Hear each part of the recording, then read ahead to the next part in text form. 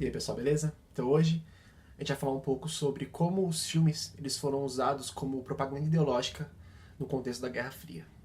Usar filmes e outros meios de entretenimento como propaganda política é uma prática muito antiga. A primeira metade do século XX foi marcada pelo crescimento dos regimes que utilizavam os meios de comunicação de massas, principalmente o cinema, como instrumentos de propaganda política e de controle de opinião pública.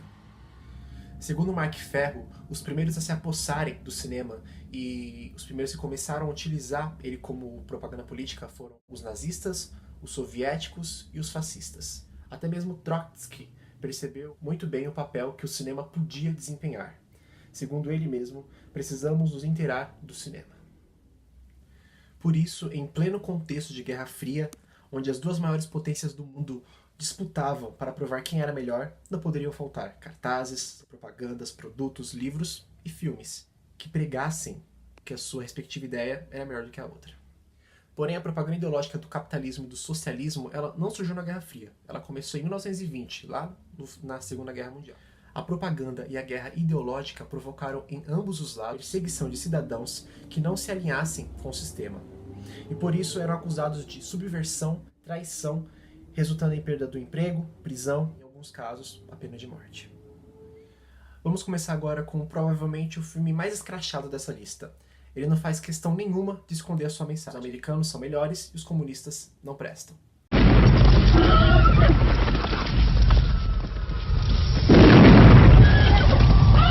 Rambo é uma série de filmes baseada no romance First Blood, de 1972. Que se tornou famoso pelos filmes protagonizados por Sylvester Stallone. A série tem como personagem principal o soldado boina verde e ex-combatente da Guerra do Vietnã, John Rambo.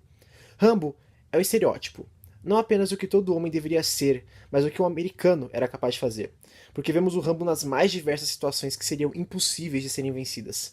Mesmo assim, ele passa por todas, sozinho. O filme quer mostrar que não importa o que qualquer país fizer, não importa os planos ou ideias que seus oponentes bolarem, os Estados Unidos sempre vencerão.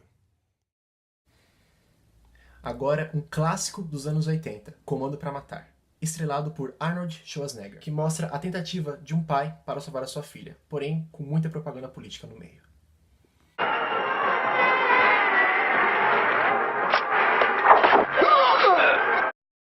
Podemos ver o confronto de ideias logo no início do filme. John Matrix é um coronel aposentado há 10 anos, que vive para sua filha. Repentinamente, ela é sequestrada por Arius, um ex-ditador latino-americano, que espera recuperar o poder. Também é o estereótipo de todos os ditadores com ideias marxistas. Ele, por si só, é burro e mau, sem mais desenvolvimento, mostrando que todos os líderes comunistas eram vilões, que só esperavam para serem derrotados. Nesse caso, por Schwarzenegger, o bom estereótipo do americano, que não desiste nunca. Agora, a série de filmes de espionagem mais famosa da história, com quase 30 filmes em sua franquia. Mesmo assim, todos os vilões são praticamente russos ou alemães.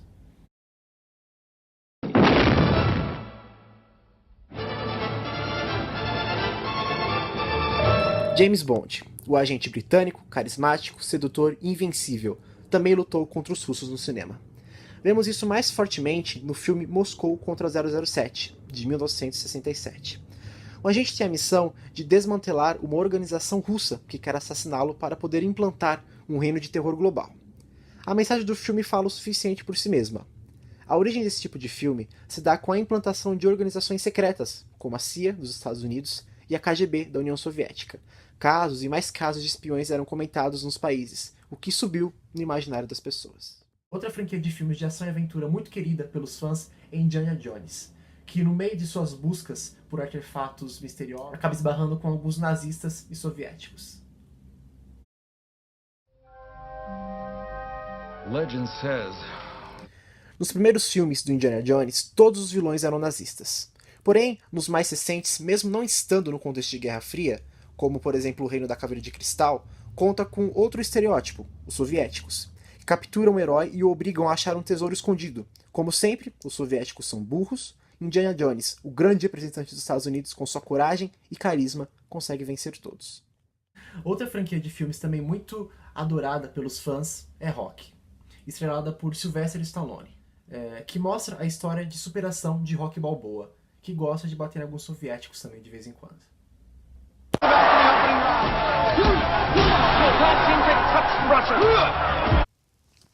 No filme Rocky IV, depois de recuperar o título de campeão de boxe, Rocky Balboa planeja se aposentar e viver com sua esposa, Adrian. No entanto, durante uma exibição, o amigo de Rocky, Apollo Creed, é impiedosamente espancado até a morte pelo russo recém-chegado Ivan Drago. É preciso dizer mais? Ivan Drago é o representante da União Soviética. Caso isso não tenha ficado claro, ele até usa uma bermuda vermelha. E Rocky, é claro, é o representante dos Estados Unidos. A mensagem do filme é bem simples. Não importa o quanto que os Estados Unidos apanhem, eles sempre vão se levantar e no final vão vencer. Die Hard, ou Duro de Matar, é uma franquia de filmes de ação estrelada por Bruce Willis, que por algum motivo gosta de toda a véspera de Natal ficar preso com alguns criminosos.